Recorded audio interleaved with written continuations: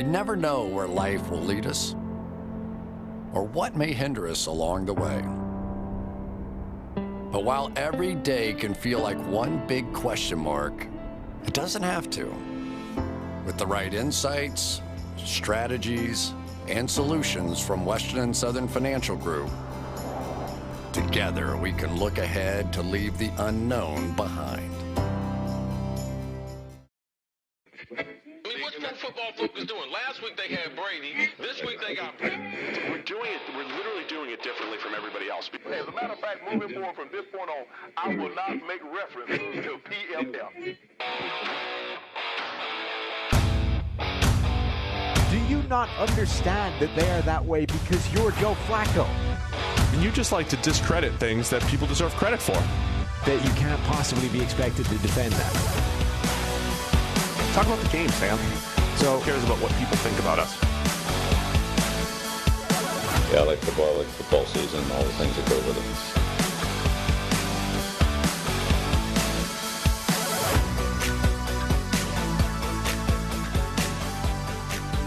it. Welcome into the PFF NFL podcast. Steve Palazzolo back here with Sam Monson. We got a huge Wednesday show. We're going to go through Monday Night Football. We're going to preview Patriots and Falcons. That's Thursday Night Football. We have a legit charity update that we're going to get to. And we get your emails. We're going to talk about your emails here on today's show. And I've got the best intro I've had since probably August. Yeah. Sam, how you doing today? Look at that, right back in the groove. Yeah. Just like the Chiefs offense, right? Yeah. All you need is one and you're right back there. I was very much like the Chiefs. 3 weeks, couldn't figure it out. People were throwing some different looks at me, and I just couldn't handle it. All of a sudden, I'm back, baby. Right? You just needed one clean one, and now you're right back where you're supposed to be. So clean intro. It's an exciting Wednesday show, right? Becoming one of my favorites. Charity update. Let's get right into that. So it's officially happening this Friday. Double checking with my catcher again here, just to make sure that 5 p.m. that we're looking at here is good. Really, not only is it happening, which makes it real and therefore kind of exciting, but we have a venue, like a proper venue. Yeah. We're not just like going to roll up to a field somewhere and like try and do this before somebody shows up and kicks us out of there. UC, the University of Cincinnati, their baseball program is lending us their facilities. Uh-oh. Including lights. I have an issue with the catcher. Of course you do. So we got to find a catcher by Friday to go to University of Cincinnati. At the very minimum, we should be doing 90% of this thing. Evidently, the stretch goal of me as a catcher might be a problem. But UC lending us their facilities a little bit after 5 p.m. on Friday. We'll rock up. We'll do this thing. We'll be recording it. There will be some kind of video evidence of this thing on Monday, I would assume. Tyler, you gonna mic us up during this whole thing? Will I get mic'd up so we'll be talking to the people as I'm pitching? He'll handle the tech. Don't worry about it. So we'll have that. I might have to talk to UC, maybe grab their backup catcher or something like that if they're willing to help. Just need somebody to gear up for 20 minutes. The only issue here is the forecast is calling for a high of 42. You ready for that? Stop. It doesn't matter. It's cold. Deal with it. All right.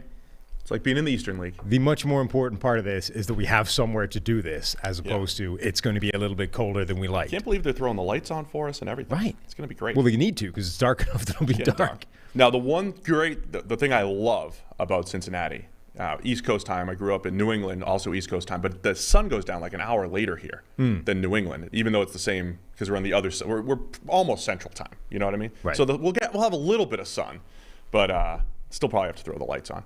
Yeah. Back in New England, it gets 4:30. It's like pitch black. Feels like midnight. Well, I don't know how much you've been looking outside recently, but but here you get to 5:15, 5:30, right, which is about the time we're going to be doing this. At which point it will be dark. And the summer's great here. You get till 9:15 or so sometimes with sunlight, almost 9:30. It's great. Anyway, we're excited. Thank you to UC, the University of Cincinnati, the Bearcats, who, by the way, they're number 5 in the recent college football playoff. That is atrocious. Our undefeated Bearcats. Should be in the top 4. They should be in the playoff. And you know what? If they do win out, they might be able to get in there because you have Georgia, Bama playing each other. Are you saying that just because they're lending us their facilities? No. Okay. This is from the heart. Bearcats should be in the top 4 here. Go UC. Okay. And we appreciate you letting us use. So anyway, we this will be done, right? This will be this charity drive over and done with, which means we're going to be on to the next one at some point, which means it's your turn to do the forfeit or whatever it is we determine. So keep sending us emails. We've had a bunch of them. NFL podcast, singular, @pff.com. Went through a whole bunch of them today. There's a couple that are worth reading out in terms of ideas. This one from Jake Peters says, with Sam being Irish, it's safe to say that he's never taken the SATs or ACTs. The idea is that both Sam and Steve pick a charity they want to give money to, and then we both go and take an ACT. And whoever scores higher gets to give the money to that charity. Can we do something that doesn't take 3 hours? Plus, we all get to laugh at how bad your scores are. Big la. My wife got 10 points higher than me on the SAT. I thought she was lying. Is that one of the, so in the UK and Ireland, there's a kind of conventional wisdom that like adults that retake their driving test like all fail, right? Because you get into bad habits. Once you've been driving for 20 years, you forget all the like official 10-2 road position, mirror signal, all that kind of crap, right? Nobody does that. So everyone that like learns, or everyone that goes and takes the test like afresh would immediately fail. You would struggle with this. It's different over here on the basis that the driving test over here is like a joke, and a trained chimp could go and do it. But is that the same kind of thing with the ACT? That if you went and took it 20 years later, you would score dramatically worse? Oh, absolutely. Because you're fresh out of high school learning, algebra concepts and stuff like that. It is, I would struggle, I believe. The other thing is, you can, for your SAT score, I know you can keep retaking it, and they take your best verbal and they take your best math score. I only took it once. I was like, took it my junior year, got a 1250, pretty solid, good solid. So my wife said she got a 1260, but she had to take it a couple times. And so it's like, maybe she cheated. Maybe. I had one shot at it, 1250. I was like, good enough. Done. Out of I'm not dropping 1500s or anything like that, but I'm happy with where I was. Okay. But yeah, that would probably be about an 800 nowadays. All right. Next idea I wanted to read out just because this guy seems to have an awesome name. A fan from Norway who's, I'm going to butcher this. There's no way around it. I don't understand how Norwegian syntax works, but Sondre Stormir is what it looks like. Of course. Viking of some description, presumably. Anyway, just throwing out the idea for your next charity event, what about shooting hockey penalties at each other? Where you each take 5 shots or something, and maybe some other skating challenges you can try. I can't skate. Hockey is so undervalued in the U.S., mainly due to horrible marketing by the NHL since forever, so we'll help 2 causes at once. Charity and the NHL. I can't skate, and maybe that makes it better. You can't skate at all? I have never been on ice skates. You've literally never been on ice skates? Well, then I have a tremendous advantage because I can at least keep upright on ice skates. I've done like rollerblading and roller skating. That's the same. It's ugly. Oh. I haven't done it in years. Okay. Seems like a bad idea. I like the person who suggested you try to defend me on 10 straight end zone fades. Yeah. I think I could either ice skate or like take a shot with a hockey stick, but not both at the same time. Does that make sense? Yeah. So, yeah, I'm not sure that's a great one or one that's going to meet both of our endorsement. But anyway, these are the ideas that are coming in. If you've got a better one, send one in. Yeah, there's got to be, because we're going to need them there. Nothing that involves me on any sort of skate or blade would be an issue. So it does. Yeah, we have a heckler, by the way. We have a heckler in the YouTube chat here. Oh, yeah? Patrick Seeley. He came in to just tell us how dumb we are. Huh. Whole system. It's like we don't know our interpretation of the system. Oh, I thought you meant just you and me personally. Yeah, Patrick. It's 2021. You're definitely the first person to trash the PFF grading system and everything. Yeah. So, I mean, look, I'm welcome to the party. Well aware of just how dumb we are. Someone also suggested, just while we're rambling here, Ron Rivera called our system subjective. Yeah. In relation to Jamin Davis's grades, and there's everything subjective. We've made the point that a yard is subjective. Somebody decided we're not going to measure feet, we're going to measure yards in football. That's subjective. Yeah. To a point. It's not the way I would have gone to defend that, but I appreciate... defend the subjectivity then. What I would say is that, they're kind of scaling back the job that Jamin Davis is doing themselves. So, yeah, they're subjective. On the other hand, you would appear to agree based off how you're deploying him. So, yeah. I also, every time we've sat down with someone and gone through, here are the positive grades, here are the negative grades. Show me where we disagree. And it's like, This is also what's known in the trade as deflection, right? It's like, hey, Jamin Davis is grading like crap at PFF. Well, the PFF grades are subjective. Let's focus on this problem over here rather than the crux of the issue over here, which is that my first-round linebacker is not grading very well. I want to get an NFL job in which I do need to do media interviews just so I can trash PFF. Because I would do the same thing. Like, oh, your linebacker is great and horrible at PFF. Well, those idiots don't know anything. They don't know our play calls. They don't know what we're doing. We have our own system. I would do the same thing. I mean, you would do everything to protect your players. So, I mean, it's fine. Not a big deal. There's a level of subjectivity, but there's also a strong level of consistency. And there's also a strong level of grading directly correlating to EPA, which directly correlates to wins when you grade well. So we've been through this a million times before. Like, subjectivity is not a dirty word. Subjectivity is actually a good thing to involve into football analysis, right? And by the way, every coach in the league does it at the same time, right? You think there's an objective framework to internal coach grading? This guy, one offensive line coach is like, well, you see what you did here was this particular problem with your hand is the issue on this rep. The next guy doesn't care about your hand whatsoever, but is all about the footwork. Like, subjectivity is how this league goes around.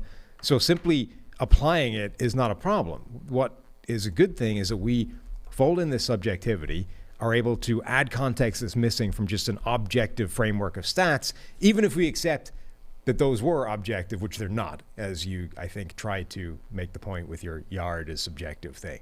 But like, nailed it. So, okay, catch goes for 25 passing yards, right?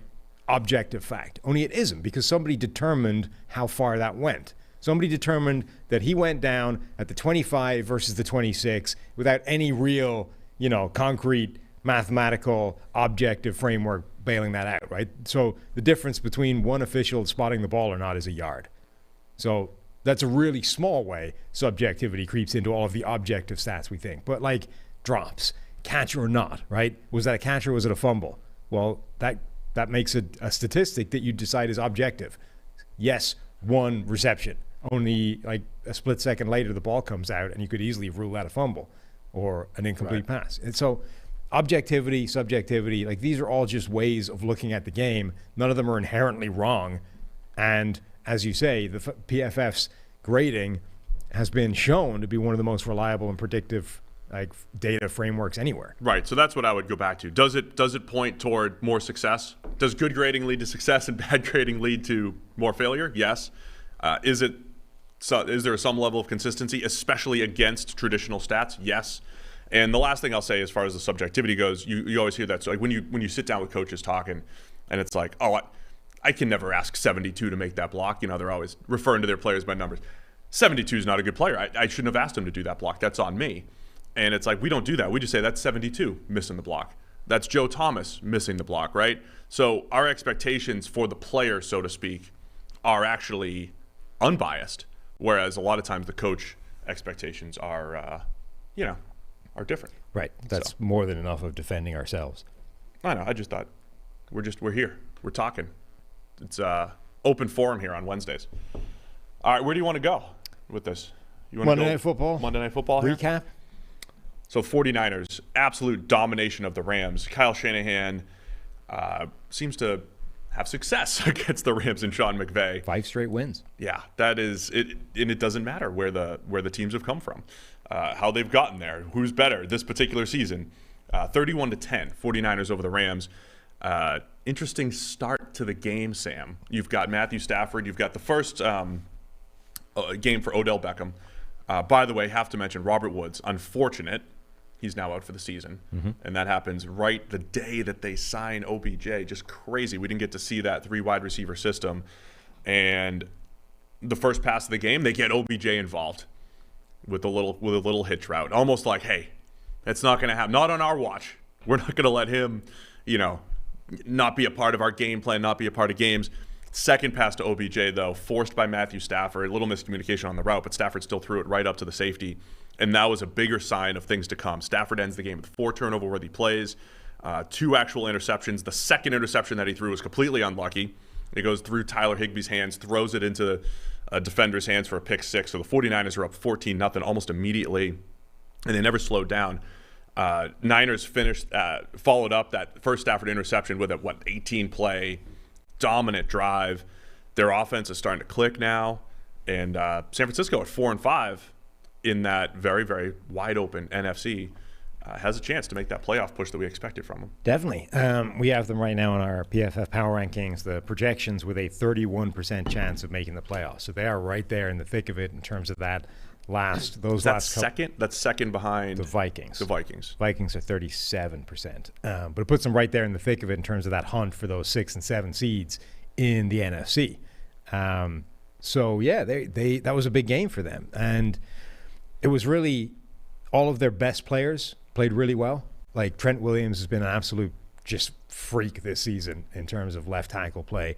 Remember, like, was it every odd year Trent Williams was like, or every 3 years or something, Trent Williams was like the best graded left tackle in the NFL? Highest graded left tackle, because I do remember this, 2013, 16, and 20. It's every 13, 16, and 20. So it's every 3 to 4 years. So yeah, there was a 3-year difference, then there was a 4-year difference. Oh, no. So now there'll be a 5-year difference. So 2025. Every 3 years except he missed a year. Oh, every 3 years of football 3 play. years of play. Okay.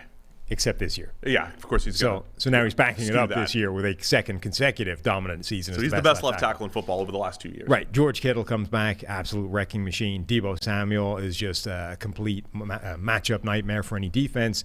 Jimmy Garoppolo now with his third consecutive good game.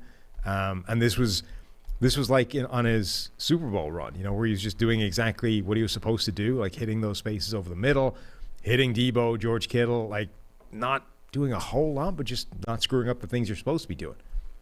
So the 49ers, they might be back, much like Manscaped is back. Wow. Here on the PFF NFL podcast. They just launched new products, including their all-new ultra-premium body wash and a 2-in-1 shampoo and conditioner. It's time to give yourself or someone who needs it the gift of beautiful skin, hair, and balls. This holiday season, go to manscaped.com and use promo code PFF for 20% off plus free shipping. Come on, stay focused here, Sam. This week, we're giving away multiple Performance Package 4.0s. That's right. Rate and review the PFF NFL podcast right here. Leave your email, and we'll choose winners at the end of the week. Inside that Performance Package 4.0, you'll find the signature Lawnmower 4.0. More on that in a moment, Sam. This electric trimmer has proprietary advanced skin-safe technology to reduce cuts on your nuts or maybe on your bald head, because somebody suggested maybe, as you're looking for... A lot of people are suggesting that. Yeah. I think we've reached the point now where, there's no more hair, right? It's time. I can't be the guy that like clings onto it forever and there's like a haze. Cling a little bit longer. There's like a haze in the middle, we can see more scalp than hair, and you're like, come on, like just accept it. You're ready to be full. I just think it's probably time. The only reasons I haven't done it so far, I gave you the list yesterday. Yeah. One, I'm too lazy to shave my head like every day, right? There's a reason I grow a beard. It's because I'm too lazy to shave my face every day. So, one, laziness. Two, it's really cold when you don't have any hair. Like even the difference between this, which isn't much hair, and no hair is a lot. And it's about to be winter. It's become a beanie guy. I'm going to have to be. And then you got to, that's a pain in the ass. Like anytime you leave a building, you're like, oh, quick, where's my beanie? But a beanie guy also is beanie guy in the summer, too. So there's dedication to be a beanie guy. Not doing that. Then I can't be the guy that wears one indoors and stuff. And then three, and this is the one most out of left field. If you shave your head and you actually have like a modicum of hair still there, like, around the sides and the back here, there's still a reasonable amount of coverage, your head becomes like a ball of Velcro. So if you try to take off like a t-shirt, it like jams in your head. This is just like, this is a threefold nightmare here. So we're going to have to talk to the people at Manscaped and say, is this, it's pH balanced for your balls, but will it work on Sam's head? One of those things, right? Right. It's also waterproof, so you could use it in the shower if you're shaving your head. And they also launched their, as we said, 2-in-1 shampoo and conditioner, which has key ingredients that include hydrating, nourishing, conditioning the scalp. So, you throw this on right after you shave your head, the shampoo and conditioner, to condition the scalp. You throw it on after and strengthening your hair. Just ignore this part. Strengthens your hair at the same time. 'Tis the season to load up on Manscaped products, so get yourself, your dad, your brother, and friends the best gift of all, the Manscaped Performance Package 4.0. Get 20% off and free shipping with the code PFF at manscaped.com. It's 20% off with free shipping at manscaped.com. Use promo code PFF. Clean up your nuts and make Santa proud this year. Santa would be proud. Your suggestion was that once I remove the hair from my head to then use conditioner. Yeah, condition the scalp. If it works on your scalp, my scalp, it's going to work on your scalp too, whether there's hair or not. You condition the scalp that just got beat up from the ball shaver that you put to your head. Yeah, and you could do it out in Lambeau if you needed to. You could, in the snow, in the sleet, in the rain. You could shave your head wherever you in need Lambeau, to. which is more reasonable than maybe shaving your nuts. Back to Monday Night Football. Concerns for the Rams here. Yeah. Matthew Stafford's last 2 weeks, well, just the offense in general. It's not just Stafford. I don't think Stafford has been a train wreck the last couple of weeks. The turnover-worthy plays have been bad and untimely. There were 3 dropped interceptions by the 49ers the other night. There was the pick 6, again, that wasn't his fault, but it all evened off from, like, did he put the ball in harm's way He has standpoint. 13 turnover-worthy plays, and 7 of them have been the last 2 games. So I'm just saying, those have all been bad. The Rams receivers also had 6 drops the other night. I mean, he was also, not every throw was great. He had an absolute dime to Van Jefferson, 2 dimes actually to Van Jefferson that were dropped. So he has actually made good throws as well. So now I'm on the other side, kind of like, yeah, Stafford hasn't been great these last couple of weeks, but the offense has let him down. So the other night, it didn't look like that same really deep offense without Robert Woods, Van Jefferson dropping the ball. OBJ just caught 2 out of his 3 targets. The 1 target, as we mentioned, was a miscommunication and an interception. You're just not getting the same good vibes coming out of that Rams offense right now. Yeah, and they have a pretty brutal schedule the rest of the way. They have, 4th hardest schedule in the NFL for the remainder of the season. And this is the time, right, where Stafford typically stops the gravy train after being heralded as somebody fixing him. Jim Bob Cooter, whoever it is, right? Darrell Bevel has fixed him, right? There's like it's at least 4 or 5 guys that have fixed Matthew Stafford in the past.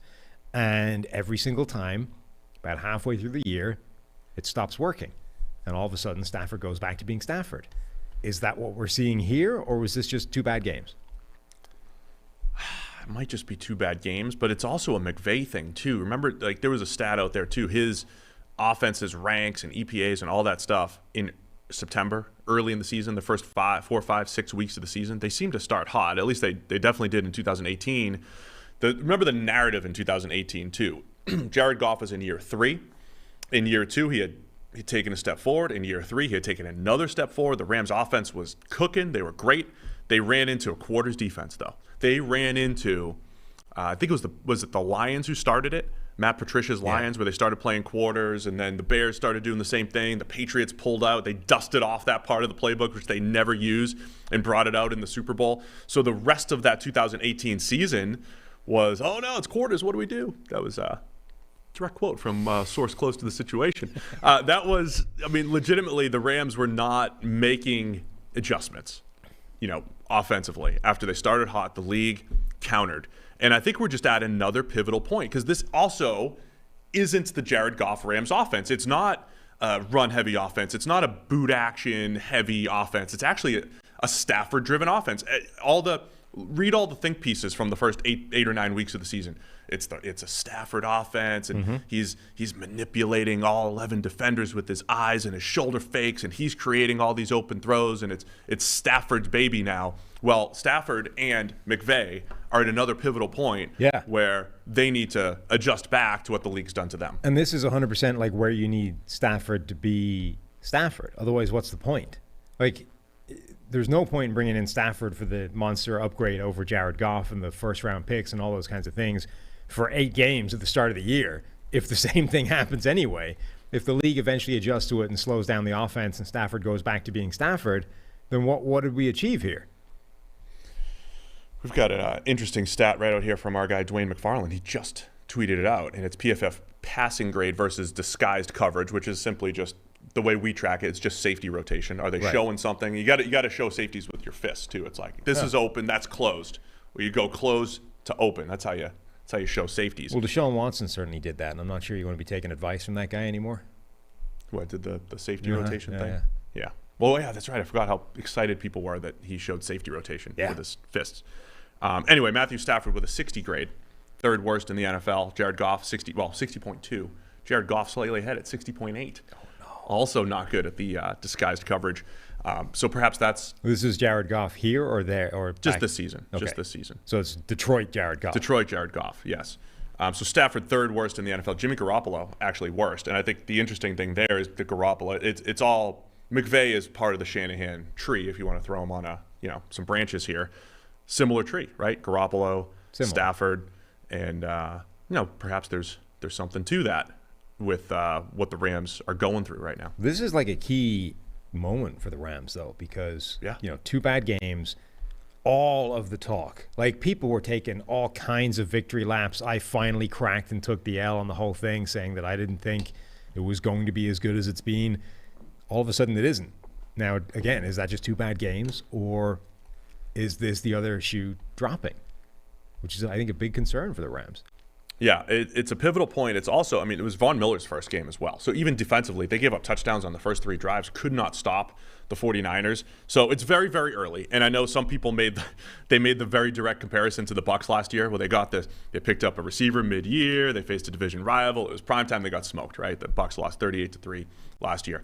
I think of all the seasons, this year is the year to not overreact to bad losses, because everyone has at least something in there. So you would write off every single team. We talked about that in the PFF NFL Daily today. Asked the question, are there any good teams in the NFL? Is anybody good? Go listen to the Daily, because we tried to figure that out. So I'm not going to overreact to bad losses, but it is a pivotal point. It's back-to-back weeks of this offense, which was absolutely cooking, taking a step back. And then the immediate returns on the all-in move here, Von Miller and Odell Beckham that everybody's talking about, the immediate returns were not there. I think from an offensive perspective, to me, it should take more time for OBJ to be acquainted with the offense than maybe Von Miller. Like, Von, just go out, beat some blocks, set the edge. There should be more immediate impact there, and we didn't see that either defensively until later. Because he was going up against George Kittle and Trent Williams.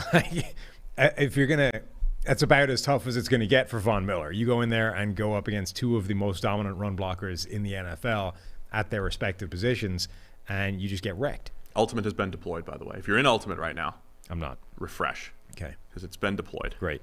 Nobody listening is either, so that's no one else has it. It's not a great, but it has update. It's what we do.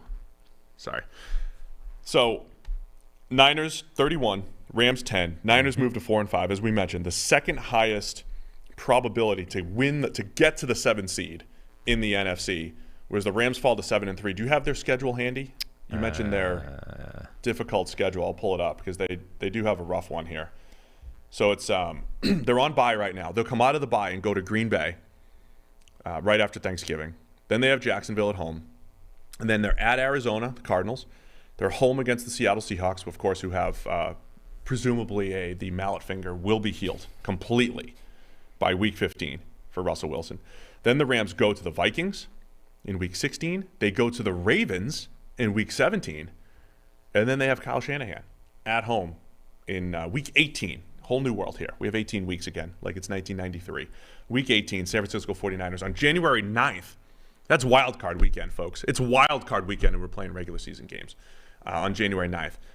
Other than the Jags game at home, those are all losable games. Yeah. Those are all very difficult games for the Rams. They've scored 26 points over these last 2 weeks. The other piece of this, too, the previous 3 weeks for the Rams, before this, they beat up on the Giants before their 2 losses. They beat up on the Giants. They played a close game against the Lions, which we kind of wrote off as the Dan Campbell Super Bowl. Their Super Bowl, yeah. But either way, it was a close game against the Lions team that they should crush. And then the Texans, they did dominate them. It was pretty much 38-0 until they gave up some late touchdowns. But I'm just saying, they haven't beaten many good teams outside of the Bucs so far this season, the Rams, when you look at it at high level. So certainly a pivotal point. We get asked, every week by the social media team. Not every week, a lot of times. Like, if you got a bold prediction, we can we can misrepresent and throw it there in a tweet and get you in trouble. Just something you're willing to put your name to that's just going to get, some response. We just want some impressions. We want some engagements on social media. You want me to sound like an idiot out there. And you're always like, damn it. There's some things I think might happen, but nothing I want to have like my name attached to so that people can pull up the receipts in 2 months' time. If you really wanted a bold prediction, though, what about the Rams not making the playoffs? They are, 7-2 now? 7-3. 7-3. That would be bold. But in that, if the Jacksonville game is their win, right? That gets them to 8-3. They could easily lose every one of those other games. Now they probably won't. They'll probably win a couple more of them. But yeah, it wouldn't be mind blowing if they only won a couple more. Like, does 10 wins get you into the playoffs this year? Oh, I think it does, just because of that 7th seed. Because the competition for the 7th seed, as we said, is the 5-5 Panthers, the 4-5, right? Vikings. Who would pick up one the game 4 and 5 potentially Niners against Minnesota? Right. I mean, Same with the 49ers. if the Rams could get to a point where if they lose to, say, the Packers, or Right, they like lose they to would be- Arizona or Seattle, that the Vikings game in Week 16 and then the Niners game in Week 18 are for Right, some, like they would, in late theory, playoff spots. they're potentially dropping games against all of the other teams involved in that playoff chase, right? The Seahawks, the Vikings, and the 49ers. If those three teams The Panthers have an absolutely brutal schedule, so that's why they're lower than the Vikings right now, even though they're half a game up in the standings. But the Vikings also have, they've got the Packers twice as well. And even if they split that, it's the nature of the NFL right now, and that's why we had our entire show today is we don't know what's going to happen. Our power rankings has them with an 89% chance of making the playoffs, but that means there's an 11% chance that they don't. So that you want to go take that bold get Kendall. Get Kendall over here and get her your hot take for social. Do it. No. Rams won't make the playoffs. No. You wanted to do it a couple weeks ago? That would be That would have been really very bold. Very bold. when they had one loss on their record. Just do it here. We'll do it as this will be your one-off for today. The Rams have again, do it. Let's record it right now. The Rams make the case. The Rams have a legit shot. The Rams have an 11% chance of missing the playoffs. They face a lot of tough teams. They'll beat Jacksonville. If they lose to all of the other teams, they'll miss the playoffs. They probably won't. They'll probably win a couple of those games. Maybe get to 10 wins. But if they lose against the other three teams in the playoff race, they might just miss the playoffs. Bold. So my bold prediction is that the Rams don't make the playoffs. Maybe. There it is. Perfect. Great social take right there. You need to re-record that. It's perfect as it is. Got to introduce our new PFF NFL podcast sponsor, the X Chair. Sam, love my X Chair at home. Working from home is more important now, more than ever before. We still got to fix this copy so I can read the words in a row. Optimize your home office with an X Chair and our many accessories to enhance your focus, productivity, energy, and comfort. Once you feel the customized support of X Chair's patented dynamic variable lumbar, that's the DVL. The DVL, yes. There's no going back. That's where you get the massage. It's actually the LMX massage and temperature regulation, which again, my office is really cold in the morning. You've gone from having perfectly clean intros and outros, and it appears to have cost you the ad read ability. That's okay. Okay. That's okay. The intro, first impression is I'm not sure it's okay crucial. for the X-Chair people. Don't distract me. LMX massage and temperature regulation. I'm back here. Watch. Exclusively designed and made for X-Chair with versatile comfort and extraordinary design. X-Chair fits any space. Plus, I put it together. You did. With my own two hands. Done. High performance, quality engineering, extreme comfort. Those are all the reasons I love X-Chair. Now, I actually love waking up, getting into my X-Chair. I put the heat on it first, and the massage works at like 15-minute intervals. You got to charge it up every now and again, so I have it plugged right into my computer, sometimes with the USB. But I use the massage feature throughout the day, and then kind of addicted to it. So I keep that going. I have to keep putting it back on for 15-minute intervals. So even when I'm not working, we still hang out on the chair sometimes, far more than I did with my old chair that I trashed. So take my advice. Try X-Chair for yourself, risk-free, for 30 days. Go to xchairnflpod.com. That's the letter X, chair, nflpod.com, or call 1-844-4XChair for $100 off your order. $100 off. X-Chair has a 30-day guarantee of complete comfort, and you can finance your purchase for as little as $30 a month. It's xchairnflpod.com. And if you're watching on YouTube, check out the link in the description. Which hopefully will be clickable now. It wasn't clickable before? Not so much. Do a little copy and paste. Maybe we'll even drop it into the YouTube chat like we did our other promo, NFL Pod, for 25% off. Those things are ridiculously comfortable, though. Like, genuinely awesomely comfortable chair. The massage thing, the heating thing. Like, this is definitely the first office chair I've ever had that can heat up. Yeah. I added some of the accessories, too, including the headrest. Because sometimes, we're in here early on Monday. We're up late on Sunday, early on Monday. My Mondays start to get a little tired in the afternoon, so I just right back against the headrest. Get that 3 o'clock cat nap in on my X chair sometimes. But I get the headrest for it. It's nice and comfy. So that was Monday Night Football. They're everywhere now. You've seen their ads up on the national games. I started all to over notice the place. it, yeah. They look good. They do a slick advertisement. It's more. I think you worded that improperly. Like they're doing ads on some national games. Now they're also big time here on the PFF NFL podcast, and also on the tailgate show. It's us and tailgate. with the X-Chair sponsorship. They seem to love Austin's ad read. He did, X with the arm thing. I think you should try that. Oh, that's how he did it? Yeah. I should have taken notes from Austin. I know, that's what I'm saying. X-Chair. Do something like that. Sure, yeah. I mean, that got a great reaction out of the booth. Somebody's laughing in the booth. Yeah. Either at me or with me. Definitely with you. There's no way they would laugh at You have any emails to go through here, and then we'll preview Thursday Night Football? Yeah, couple. This one is from Damian Bradbury, who essentially thinks he's figured out what the Baker Mayfield OBJ dynamic is. Can't wait for this. I figured it out. Baker Mayfield and the Browns are only good when OBJ is inactive. Doesn't matter which team he's on or if he's even on a team. As long as OBJ is active for somebody, somewhere, the Browns will suck. Their only hope at a Super Bowl, outside of injuring him, is to somehow keep Odell in contract negotiations all next season when he becomes a free agent again. Best wishes, Damien. So it's just inactivity. So it's just, if he's inactive, they're okay. If he's active anywhere, they're in trouble. They've now lost control of that. Correct. Now he's with the Rams, and the Rams have lost Robert Woods, so he's probably going to be active every week. Yeah, that's not good. So Baker and the Browns are in trouble. And somebody else. It's an unsolvable problem. John Metzinger.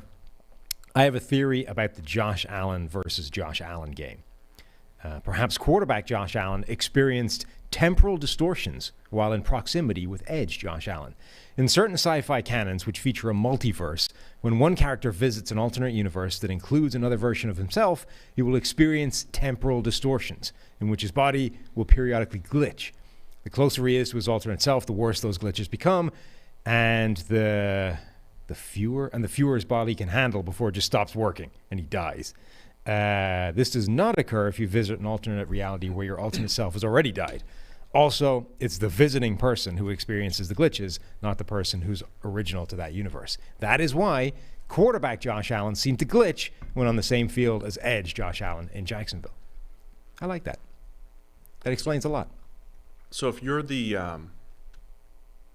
Patriots, a lot of people have always been like, for years, the common line, everyone else is playing checkers, but that Belichick is playing chess. Mm-hmm. You're going to face Josh Allen twice a year, one of which is going to be in New England. Yes. At home. Trade for the other Josh Allen. Do you go get the Jaguars Josh Allen? Do you go get him? Maybe. Go make a trade. Uh-huh. Or the Jets. Maybe that solves the Jets' problems for one game a year. Yeah. Or the Dolphins. The other 16 games, maybe a bigger problem. Speaking of the Dolphins, Joe Flacco getting the start against the Dolphins this week. We'll talk about that tomorrow on the preview show for Week 11. Great. Joe Flacco's playing football this weekend. I can't wait for your analysis. Joe Flacco, a prominent part of the PFF NFL podcast intro. Yes. You're Joe. We get to hear you say, "You're Joe Flacco" again. We get to hear that like Monday morning. What were you thinking? You're Joe Flacco. If he has a bad game, the Jets could own the top 3 spots in turnover-worthy play rate. This is your dream, right? Yeah. He needs a couple passes right at linebackers so they can have the top 3. They already have the top 2. They could have 3 straight with Joe Flacco. Yeah. Man, what's happening here in the Look, would you pay attention to the chat. actual podcast that you're doing as opposed to whatever else you can find a way of distracting yourself? St. Patrick in the comments is he's getting after it here. St. Patrick? Just Patrick. Oh. I'm saying Patrick in the comments here is getting after it. St. Patrick turning Not up St. in the Patrick. comments would be quite the event. Did you have any other emails, or am I pulling up this Titans one here? So we can do that one, but I Where is want to touch on this one a little bit first. A guy called Jake Jones sent us a very long email, which frankly I'm not going to read out. It's too long, and I'm not going to edit it either. But the point he was driving at is one that I've heard a couple of times recently. Baker Mayfield, he gets talked about as a system quarterback a lot. He's in that Stefanski system, which has been proven to have a beneficial effect on a lot of quarterbacks. It is generally seen as a quarterback-friendly system. The play action, rollouts, bootlegs, all those kinds of things essentially takes a lot off the plate of a quarterback, which is generally seen as a good thing. But I forget who I saw say this the first time. I want to say Ryan Clark, but I'm not 100% sure it was him. So apologies if it wasn't, and apologies to the person who I've forgotten said it. But they were saying that what if Baker Mayfield at college essentially was a spread quarterback, right? Drop back, 5 wide receivers everywhere, like that kind of style. Same with Kyler Murray. what if he's actually in the wrong system right now? What if Baker Mayfield actually would play at his best at the NFL level in a much more wide open, drop back, spread out offense that just requires him to fire the ball, 40 times a game instead of running all these play actions and knowing that you get one shot at the key third down or whatever. Right. Like what if the actual the quarterback friendly system that we think is helping him isn't friendly to him, is actually trapping him in a system that's completely goes against what he wants to do? So that's a fair point. So going back to Goff again, I thought about that in relation to Goff for a few years. When you were looking at Jared Goff at Cal, it was a legit air raid at a time. This was just before like there had never been any air raid success in the NFL when Jared Goff came in. He was actually one of the first. Of course, Mahomes took it to a whole new level. For years, it was like nobody ever done the air raid. It's not like Graham Harrell's coming in and tearing up the NFL, right? You put some respect on Graham Harrell. Graham Harrell's great. But what was that? B.J. Simons back in the day under Mike Leach. Like those guys weren't just going to the NFL and dominating, right? So B.J. Simmons. So Goff, I didn't expect of all the systems, like, oh yeah, get him in a Shanahan tree McVay system where he's running boot action all the time and play action and the whole thing. I wasn't expecting that, but he had some success there. I also don't necessarily know that he needs to go back to like the gun and anything quick, twitchy, and getting rid of the ball quickly. But with Baker, I think there could be a case here where he's like, if you take a Jared Goff, you've always called him a paint by numbers quarterback, and I think we've seen some evidence of that. You put him in some constraints, let him execute within those constraints, and he can do that to a point. Once you come out of those constraints, maybe not. One of Baker's, one of the good parts of his game was his ability to just be a natural playmaker and feel and throw on the run and some of these things. So there might be something to that. Not every quarterback system is friendly. You know what I mean? Just because it's historically friendly, I guess. The like Garoppolo's kind of the same thing. Like you don't want Jimmy Garoppolo just freewheeling and doing his own thing, but within the constraints of Shanahan's system, he's good. I think Kirk Cousins probably does have elements of that. Maybe Baker is better off. Not so much just a straight spread, but one that does actually put more on his plate, rely on him more, and doesn't make him do less. Actually says do more. I don't know. It's a possibility.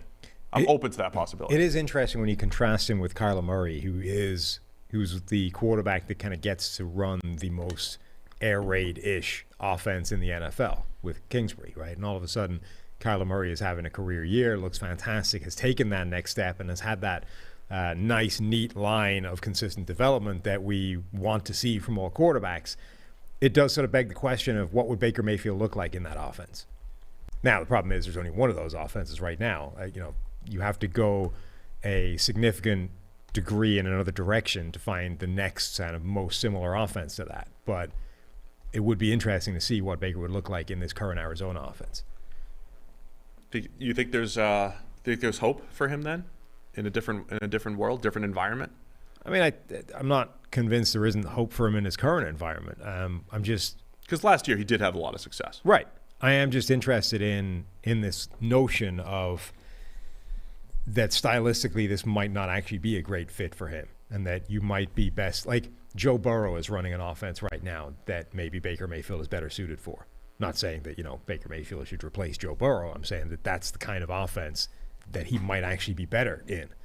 This often, sometimes just giving the quarterback all the control and the ability to sort of run the show is actually a good thing. Like Joe Burrow was like, just give me all the receivers, don't leave him in, just give me options, and I'll find the guy.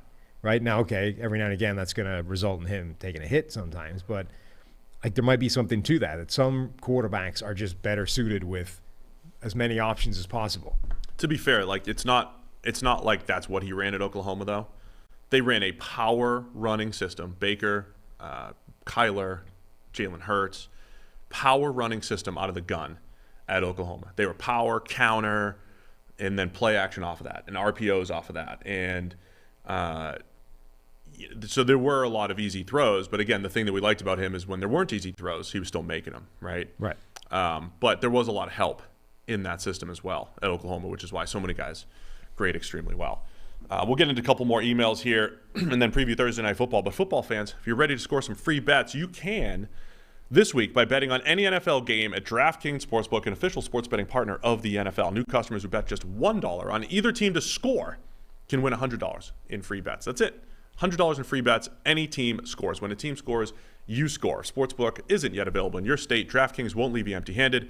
Everyone can play for huge cash prizes all season long with DraftKings daily fantasy sports contests. And DraftKings is giving all new customers a free shot at millions of dollars in total prizes with their first deposit. So download the DraftKings Sportsbook app now. Use promo code PFF. Bet $1 on either team to score and win $100 in free bets. If they score, you score with DraftKings Sportsbook, an official sports betting partner of the NFL. Must be 21 or older. New Jersey, Indiana, Pennsylvania. Only new customers only. Minimum $5 deposit, $1 wager required. One per customer. Restrictions apply. See DraftKings.com/sportsbook for details. Gambling problem? Call 1-800-GAMBLER. Another great deal from our friends over at DraftKings. All right, let me get to this Titans email here. Mm-hmm. It's from Brandon Slocum. Hey guys, Tennessee Titans fan living in Chicago. There are dozens of us, dozens of Titans fans over in Chicago. We wanted to pick our brains on some recent issues surrounding the Titans offense. As the NFL world knows, the dudes, quote unquote dudes, I don't know who named them that, they're the drivers of the offense, and the inherent flaw is that if you lose one or two of them, you become one-dimensional and lose the ability to generate any offense. Well, Brandon's going to contest that while the offensive production is not there, the depth at the skill positions is what will enable this team to keep winning games. They've beaten teams, beaten the league's best two defenses in consecutive weeks with contributions at key times from players like Jeff Swain, Marcus Johnson, and Nick Westbrook-Akina. Tannehill is 10th, he believes, in positive EPA percentage. I don't know what the official Tannehill EPA rank is. I also say EPA is a team stat. And he is one of the best graded by PFF, so we have Tannehill graded highly. He actually has the highest, or the largest number of incompletions on big-time throws this year, so that's part of Tannehill's grade. He's the number 3 graded quarterback right now. There you go. Tannehill's number 3. So he thinks, Brandon here thinks that they've proven their ability to overcome. He said, thanks for the opportunity to reach out, and please let your millions of listeners know what you think of the Tennessee Tickle Monsters. That's one of the Titans fans' nicknames for the Tennessee Titans defensive line. Tickle Monsters? Is that because they just... what I'd go for, but yeah. Sure. I don't have any comments on the Tickle Monsters, but... interesting email from Brandon, and I wanted to talk about the Titans a little bit today too, because they've got this incredible stat going around that they've used 82 players this year. The NFL record's 84, and we're sitting here in week 11. Yeah. And they're 8-2. Like, there's no reason for the Titans to be this good, and truly an incredible job what they're doing there. Vrabel and John Robinson, the front office, Ryan Tannehill, all of them really keeping it together in Tennessee. Yeah, like the injuries that they've had and that winning streak is just insane. So, okay, you beat Jacksonville, big whoop. But then you beat Buffalo. You beat Kansas City the next week when it could easily have been a come-down game. The next week after that, it's at Indianapolis in a game that effectively wrapped you up the division. Then it's at the Rams. Like, that is at least 3 consecutive potential letdown games. Then you beat the Saints as well without so many of those players. Like, they have been... That's such a run of impressive consecutive, like, emotional high games that you almost would have expected them to drop one of those games at least, and they didn't. They won all 5 of them despite losing players along the way. I do wonder that, you know, we've been pushing this narrative of this offense is like 4 guys deep, and then once you lose any one of those guys or 2 of them, you're certainly screwed. Now they've lost Derrick Henry. Julio Jones is on IR. They've been without a lot of those guys. You know, were we too low on the depth on the guys that are behind those just because they're not household names? And on top of that, they lost Arthur Smith to a head coaching job with Atlanta. Their offensive coordinator from last year, Todd Downing, comes in. And in week 1, remember Dr. Eric was making some jokes that Todd Downing, based off their 1-week metrics, was off the charts in, you know, at not creating open throws and not using play action, not using things that, you know, cheat code type stuff that coaches could do. So it all looks bad after 1 week. For the Titans against the Cardinals. But since that point, other than the Jets' random loss, they've been incredible. And yes, they've found a way, despite a depth chart that doesn't make a ton of sense, right? Beyond Julio Jones and beyond A.J. Brown, it was guys like Westbrook-Akina, but those guys have stepped up. Marcus Johnson, those guys have stepped up. But the one thing I would say is that, like, none of them have graded well. Like, I think what we're seeing here is, hey, without these players, without the dudes, all of the pressure goes on Ryan Tannehill. And actually, Tannehill's still been dealing. Yeah. He has had more on his shoulders, and he's been putting the ball where it needs to go, and he's been getting it to these other guys who have been generally making the play when the ball has arrived there. But and by the way, I think this is a Tannehill thing, not a, hey, we were really too low on Westbrook-Akina. Tannehill's just putting the ball on whoever it is. So we keep citing the Jets game, but if we go back to that, I believe Tannehill had 3 big-time throws in that game that all fell incomplete, because that was the game where their offense was screens to Jeremy McNichols. That was their offense. They did not have anybody to throw to, and Tannehill, 3 big-time throws. I think they all ended up incomplete because they had nobody that could catch.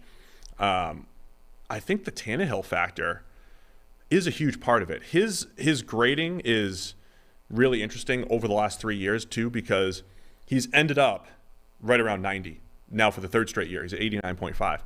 He is less consistent, I would say, than other quarterbacks that are up in that range. He has a lot of games like low 60s and high 50s, so he has some less than stellar games up there, but he has some really good games too. So a game grade of 89 or 90, I describe this all the time. Those are really, really good games. Now, a season grade is kind of on a different scale, but when you get into the high 80s and low 90s from a game grade standpoint, Tannehill's got a bunch of those over these last few years. So he does have these games where he is just on fire. That was the Kansas City game this year. That was Seattle when they made their comeback in week 2, when Derrick Henry was a big part of that as well. So I really think it's Tannehill having games like that combined with what Vrabel has done. And I mentioned a couple weeks ago, I think Mike Vrabel could be in this Mike Tomlin category of he's just always going to have a good team. And even with adversity, you'll find a way to be good. And I've seen some people call Tomlin overrated. Some people think he's properly rated. Some people think he's great. Whatever you want to think of Mike Tomlin, he's a guy that's lasted a while and won a lot of games. And I think Vrabel's kind of setting himself up to be that guy, a guy that's going to have a 10-year run, whatever, in Tennessee and consistently win. And, he's been at the forefront of this Ryan Tannehill career turnaround, which has been really impressive. Yeah, I mean, we're reaching that point in the season where we're talking about MVPs, we're talking about all kinds of things, and Coach of the Year is another one of those ones. And I know Mike Renner made the point on the Tailgate podcast that Sean Payton should be Coach of the Year. And you can see why, right? They've gone through, you lose Jameis Winston, it's Trevor Siemian, all of a sudden Trevor Siemian is playing like a pretty good quarterback. It seemingly doesn't matter what quarterback Sean Payton has, he looks good with that guy. And that's a really difficult thing to achieve in today's NFL. I mean, I think you've got to start giving Mike Vrabel some serious props for Coach of the Year. Not just that incredible run of emotional high games to keep that team focused and not have a letdown in that sequence of 5 games is pretty incredible. But also, the volume of injuries, and look at some of the guys they're playing on defense. The corners we expected them to have this year are not there. Caleb Farley goes down injured, Christian Fulton injured. They are starting guys that look to be, that would have a massive bullseye on their backs against pretty much any offense in the NFL. What they've done on defense, their defense dominated the Rams, which had been the best offense in the NFL to that point. They won that game to the point where nobody really noticed that their offense had really fallen off without Derrick Henry. The job that their defense has done, I think you probably have to assume that Mike Vrabel, given his background, has a huge involvement there, particularly when you see him, running individual drills and that kind of thing. Right. Mike Vrabel probably should deserve some serious Coach of the Year consideration. I would say Vrabel, if he's going to make his Coach of the Year case, here's how he would do it. He would log in as a PFF Elite user, go to Premium Stats 2.0. He would probably have already used the NFL Pod promo code for 25% off, which, any of our astute listeners can use. NFL Pod, 25% off. And you go to the defense page for Tennessee. It's my favorite part. No matter how big your computer screen is, you almost certainly have to scroll down to see all the defensive players. Most screens will contain every player that's taken a snap on the defensive side of the ball if you go to one of the team pages. But for the Titans, you got to scroll down. And there's so many of them. There's 20 players that have had at least 100 snaps this season for the Titans, and we're only 10 weeks into the season. So, yeah, it is an incredible job. The other thing that I would say when you're throwing credit out there, Kevin Byard with a 90.8 coverage grade. Amani Hooker was up there, too, in his 5 games. But Kevin Byard having a 90.8 coverage grade when they've had all this turnover at corner and at safety and everywhere around him. Byard has been the consistent force back there with 5 picks, 5 pass breakups, and making a ton of plays. I think he deserves a legitimate Defensive Player of the Year consideration, because it's not just interceptions, it's like the entire body of work, the grade, and him being a part of this defense that's used something like 40 players or so. 39. 39 players. The Atlanta defense has used 26. Just for perspective. Yeah. The Titans almost have that many players with 100 snaps each on this, so far this season. So, yeah, very impressed with what the Titans are doing. Usually, yeah. So just the one last thing, though. It does feel at some point that they're due some kind of comeback or, loss. Because everybody is. Yeah, but just, again, like, how many times can you keep doing that? And there are signs that the offense isn't what it was when Derrick Henry was there, obviously, right? Understandably. The last 2 weeks, their offense has not been great. Right. And again, like, how many times can you maintain that kind of laser focus and emotional high? This week's against Houston. Wouldn't shock me out of the world if Houston beat them. Really? Yeah. Because think about it, right? After all of this, after all they've been through, they're going to lay an egg against Houston? But that's exactly why, right? Because you've gone on this 5-game run of incredibly tough opponents. The week after Houston is at New England, which is a pretty key game for everybody involved. But in the middle there is the Houston Texans. And you're like, it's the Texans. Who cares? Yeah. You don't need to worry about them. They don't even have a quarterback. The Titans have the easiest schedule remaining, in part because on that schedule is the Texans twice, the Jaguars, the Dolphins. There are tough games in any of those games. They're division games, and you don't know what's going to happen week to week. Jags defense is starting to come around, Sam. Urban has said they're close. I feel like we're close. I think what he said is, I refuse to believe that we're not close. Oh, that's a Steve line right there. Yeah. That's a lot of words. It's a lot of words to say. Yeah, maybe we're almost close. But, they get the game at New England. At Pittsburgh is going to be tough. And 49ers game can be tough. Any of those games can be tough. But on paper, we're talking about the Titans team that just went through the gauntlet and now has, on paper, one of the easiest schedules here. So, get to Thursday Night Football. Mm-hmm. Little Super Bowl rematch here. New England Patriots and the Atlanta Falcons. Who's trying to break in here? Is that Austin? Yeah, it's Austin. Come on in, Austin. Man has no respect for... It's a Wednesday show. It's laid back. Yeah, we're live. You have something? Do you want? Yeah. You want to talk? We're the most professional podcast that we have here. So if you want to just... You just shouldn't roll in? Like, I've broken into their podcast before. I was like, I have a question for you guys. I remember. Yeah. I did that. And they answered my question. I appreciate those guys over at the tailgate. Patriots and Falcons. Patriots favored by a touchdown. Has that changed in the last 24 hours? But Patriots riding a lot of hype. Falcons losing all the hype that me and some others gave them. I'm out on the Falcons. Never bet on the Falcons again. Oh.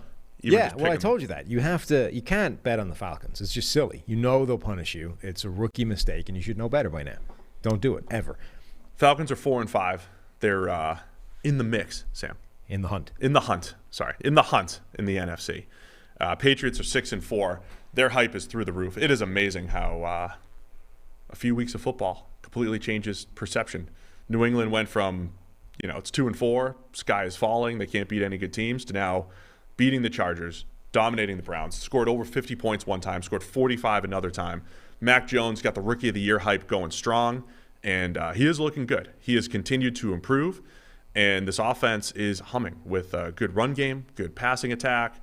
They're figuring out how to use some of these new playmakers, Kendrick Bourne and Hunter Henry and everything. So a lot of good things happening in New England right now. Yeah, Cordero Patterson is probably out from this game, and therefore I'm out on this game. I'm just sad. I want to see Cordero Patterson. Definitely out. No, but they're calling him a game time decision, and the medical experts out there are like high ankle sprain, like he's probably not playing. What does he have? High ankle? Yeah. You said? Oh, high ankle. ankle. 3 to 4 weeks, man. Yeah. So they're like, honestly, said. It's kind of a miracle that they're even giving him any kind of practice time, which, is an encouraging sign, but the chances of him playing are probably pretty slim. Yeah, that is pretty sad. And if you take him out of that offense, right, like Bill Belichick's going to quadruple team Kyle Pitts and nobody else. I was going to say it needs to be a Kyle Pitts takeover game, but he's not going to see single coverage. What was that game? Was it Tony Gonzalez where they played the Chiefs once and he was legitimately triple teamed with like 3 guys on all time? Antonio Gates has gotten that. Yeah, it's before. like he's essentially lining up saying, I do not fear a single other human on your offense. I'm going to take you out with 3 guys. That's what they're going to do to Kyle Pitts. He's the only weapon at that point. It's really, when you say Bill Belichick takes away what you do best, it's really code for Bill Belichick puts 20 guys on your tight end. He wants if you have a good tight end, he will make sure that guy is not getting any. I kind of wanted to see Gronk play against the Patriots just to see how he handles Gronk. Because anytime a team has an elite tight end, it is, give me a linebacker, give me a safety, and another safety over the top just to be safe. So, yeah, we'll probably see a lot of that with Kyle Pitts. Yeah, which feels like a bummer because, who else is going to beat you on Atlanta? Russell Gage. It's good. He's a high-end 3. Okay. It's a high-end number 3. And you think that's going to be enough? It's going to be tough. I mean, honestly, it's going to come down to this, Matt Ryan roller coaster that we've been experiencing. We talked about the Tannehill factor and what a high-end game looks like. In high 80s and into the 90s is a really high-end PFF game grade. And Matt Ryan has 2 games over 90 and a game over 83 and a game over 84. So this was him last year, wasn't it, man? So this was like the Rivers thing last year too. So Matt Ryan has 4 PFF game grades between 83 and 92. Those are really, really high-end games. Then his other 5 games are 65 or below. He does not have a game grade between 65 and 83 this season. So for Matt Ryan, it is legitimately all boom or bust. And I'm pretty sure, did they lose to Carolina? Yeah. They beat the Giants, right? When he had a 52 grade. Did they beat the Giants? Just look at the games. And they lost to Dallas. Every time he's played poorly, they've pretty much lost. Lost to Carolina, I think they pulled lost off the to Giants Dallas, game. lost to Washington, lost to Tampa Bay, lost to Philly, beat the Giants, beat the Jets, beat Miami. So they're 1-5 in these. Beat the Saints. 1-4 in these terrible games that Matt Ryan has played. I mean, the only games that they've won are terrible teams and the Saints. Yes. And in the Saints game, Matt Ryan played great. That was one of his better games of the year. So and it's also, critically, the Saints don't have any quarterbacks. True. So it really comes down to what Matt Ryan's going to do. Of course, he's in a dome, so that could help because let's see, 3 of those those 4 games have been in domes. 3 of what now? 3 of those big, highly graded games have all come in domes. The other one was at Miami. But not the wins. It wasn't at Miami. Was that in London? Ooh. Did they play in London, Atlanta, and Miami? Yes. I think so. Yeah. I'm getting everything Atlanta, Jacksonville. In which case, Miami none of those. The only win that's in a dome is the Saints one. Yeah. They beat the Jets. Oh, sorry, at home. Yeah. Okay. Jets, and they lost. Jets. They ended up losing to Washington. So his highest graded game, they actually lost to Washington. So the Jets win at home, and the Saints win on the road. It's good. We just figured this all out. Are the only dome games. Oh yeah, it was really smooth. My initial point stands here. This is remember Phillip Rivers last year? He didn't have any average games. Yes. He was either good really horrible bad. or good, and it's kind of been Matt Ryan so far this season from a grading standpoint and statistical standpoint. The stats have backed this up as well. So I think he's just going to have a spectacular effort against the Patriots defense that's been really good over these last few weeks. And Mac Jones getting all the hype this week for the New England, one of our highest graded quarterbacks last week, highest graded over the last few weeks across the entire NFL, hasn't been missing throws. It's just his biggest. He's making big time throws. He's not putting the ball in harm's way like he was a little bit early in the season, and he just doesn't miss for the most part, other than the Chargers game. That was the only game where he kind of had some accuracy problems, but even then there was more good than bad. So Mac Jones playing really good football against the Falcons defense that, again, I think they're a little better than they were last year, but we're setting really low expectations here for a Falcons defense. Yeah, their defense is pretty bad. Mac Jones, I think, has 1 turnover worthy play in the last 5 weeks, and he's been adding some good play to his good throws to his play as well. So I think the Patriots offense should roll. They've also been getting that offensive line healthy and back to business again, and they will just steamroll Atlanta's defensive front. So New England is going to put up some points, and that means you're essentially relying on Matt Ryan having an amazing game in a dome with nobody to throw to, which feels thin. And Kyle Pitts with 3 guys on him. Yes, throw to with Kyle Pitts with 3 guys on him, which again feels thin. I just don't really see how the Falcons can keep pace here. Yeah, Atlanta's got the 5th worst coverage grade in the NFL, and then the other The other part that has really hurt everything that Matt Ryan can accomplish here later in his career, Falcons with the 5th worst pass blocking grade. We saw that a lot. Micah Parsons dominating Caleb McGarry as a pass rusher last week. The Falcons offensive line, if you go back to what they were in 2016 in the Super Bowl year and then in 17, has just slowly gotten worse. And despite some investment there with the McGarry in the first round, multiple first-round picks a couple years back, just have not been good from a pass blocking standpoint the last couple of years. So there's a lot of on-paper advantages here for the Patriots. And then every couple of weeks, the Falcons just kind of like, they're an every other week type of team right now. They were bad against the Panthers a few weeks back, good against the Saints, bad against the Cowboys. They've been in every other week. So is it just this inconsistency that ends up showing up in a positive way on Thursday night here? Short week, they're at home. Maybe they end up making it into a pretty good game. Last week at this time, we never would have expected the Dolphins to beat the Ravens the way they did. It's a crazy NFL season. As soon as teams get hyped up like New England is right now, they get brought back down to earth. So you're kind of banking on the trends of the league, maybe, if you're looking at Atlanta here. But I'm out on the Falcons doing that. I'm out. I'm taking the Patriots in this one. I would have been much more intrigued if they have, I guess it's still not determined, Cordero Patterson, and you could have at least 2 different threats to contend with, right? If you put 3 guys on Kyle Pitts, all of a sudden Cordero Patterson can beat you, whether on the ground or through the air. But if he's not playing, it's Matt Ryan trying to fit the ball to Kyle Pitts with triple coverage, or Russell Gage trying to win the game for you. And that just doesn't feel like a likely scenario. Just some perspective on Cordero Patterson's season. 93.4. Highest graded running back in the NFL. Yeah.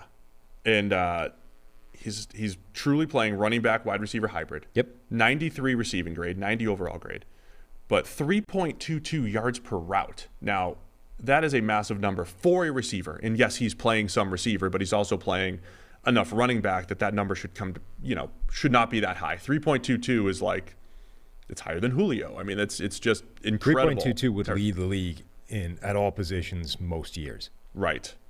And he's caught 87% of his targets, 39 for 45. So that's the crazy thing, too, because throughout the rest of his career, there's been a lot of screens and underneath stuff, and you have some of that this year as well. But when you do line him up as a true wide receiver, that number should be tiny. That number's not, he doesn't separate that well against man coverage or anything like that. So that number's huge. And then, oh, by the way, as a running back, also doing a pretty good job running the ball. So Patterson has been a massive weapon, huge weapon for the Falcons this year, and he won't be playing. Probably. So you taking the Pats in this one? Yeah. Pretty clear. I think I won last week, by the way, in our picks. Oh yeah? I got to tally that up. Okay. Before we reset the document, but I think I had the early lead. Anything else to touch on here? It's a good show. I think we're good.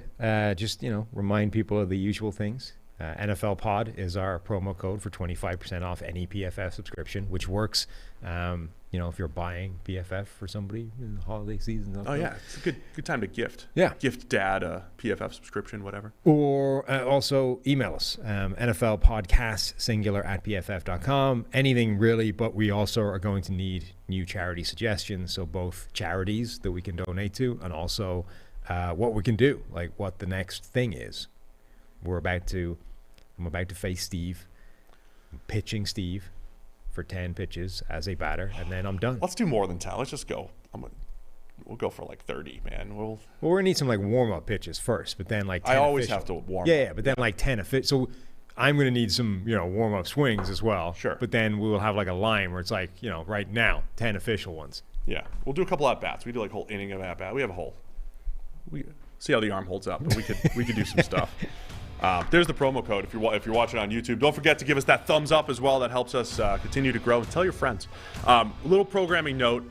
Next week, we'll just have 2 shows with Thanksgiving. So we'll have a review show on Monday. Preview show will happen on Wednesday. So as always, we always do this on Thanksgiving.